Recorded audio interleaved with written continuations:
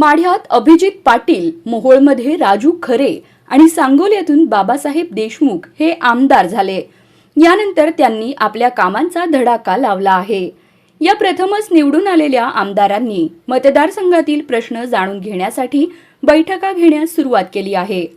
मागील आठवड्यात माढा तालुक्यात आमदार अभिजित पाटलांनी आमसभा घेतली। त्यानंतर पंढरपूर आणि मोहोळ तालुक्यातील काही गावांमध्ये आमदार राजू खरे यांनी बैठका घेतल्या आणि नागरिकांच्या अडचणी जाणून घेतल्या। बैठकीदरम्यान काही तक्रारी समोर आल्यानंतर आमदार खरे यांनी संबंधित अधिकाऱ्यांना फोनवरून खडेबोल सुनावले। यामुळे प्रशासन अधिक सतर्क होणार का याची चर्चा जोरात सुरू आहे। सांगोला तालुक्यातील पाणी पुरवठ्याच्या अडचणी सोडवण्यासाठी आमदार बाबासाहेब देशमुख यांनी देखील बैठक घेतली। वीज बिल थकबाकीमुळे बंद पडलेल्या शिरभावी योजना कार्यान्वित करण्यासाठी त्यांनी तातडीने धनादेश दिला। तसेच जलजीवन मिशन योजनांचा आढावा घेतला। बैठकांमध्ये नागरिकांनी अधिकाऱ्यांच्या कामकाजावर तक्रारी केल्या। आता या तक्रारींवर कोणते निर्णय घेतले जातात याकडे सर्वांचं लक्ष लागलं आहे।